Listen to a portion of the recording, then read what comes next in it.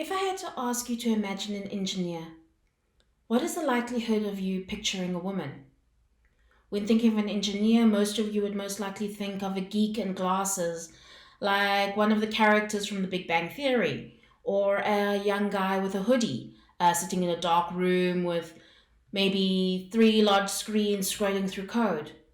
Honestly, how many of you would picture a woman? Inclusion and diversity is important because it leads to better discussions, to better decision making, and good outcomes for everyone. To me, it's like a band playing music. You only have one instrument and it's a singular thing, but if you add more instruments, that band plays beautifully together. Inclusion and diversity are both really important so that everybody has the space to excel and really be their best, sort of no matter their background or where they come from. Inclusion and diversity matters to me on two aspects.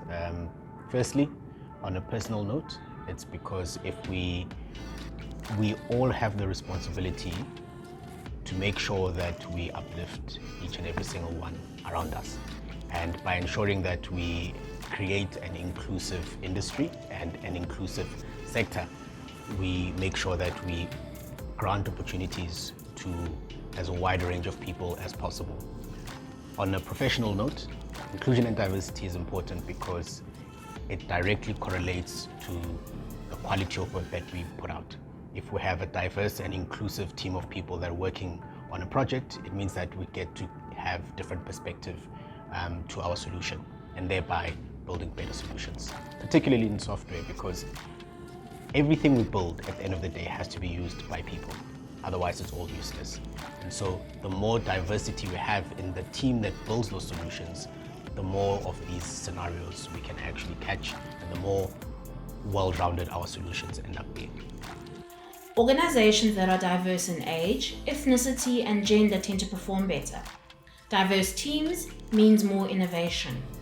Having both men and women on teams means you benefit from the different points of view and approaches that come from the different life experiences that we have. There's a large majority of the population that doesn't even know or can't even fathom this industry being in existence. I was one of those people. I only learned about programming once I was in university. I had accidentally gotten into this degree that had programming as a part of it. Before that, I'd never even considered it.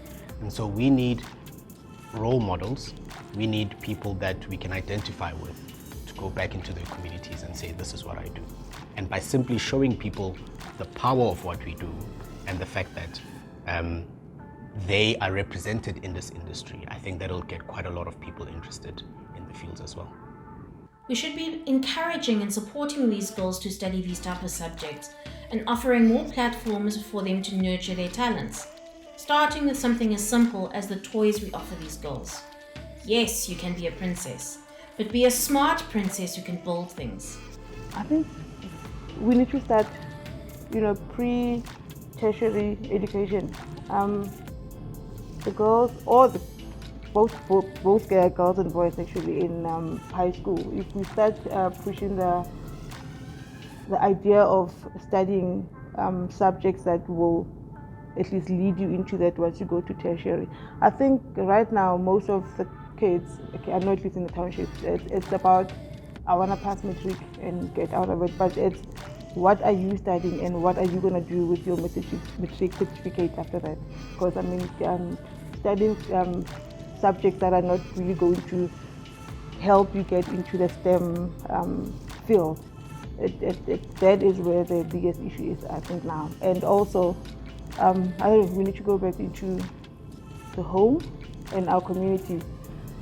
There's still this talk that girls should do soft skills fields or get into those, but we need to also, we are mothers, we are aunts, and we are in this field, and if we talk to our nieces and encourage them that I am here and this is how I started and you can do it, then maybe that's starting right at the bottom at home. So I think as far as empowering other people in the workplace goes, I think you can just try to be an ally. Listen to other people, encourage other people. If you feel that people aren't getting an opportunity to really excel or share their thoughts, kind of try to encourage them to do that. Give them the space, ask them the questions, and kind of give them a platform to kind of be the best that they can be. You have to grab the opportunity. There's always opportunity, especially in BBD. If you want to be empowered, you can be. Happy International Women's Day to everyone. Happy International Women's Day. Happy International Women's Day.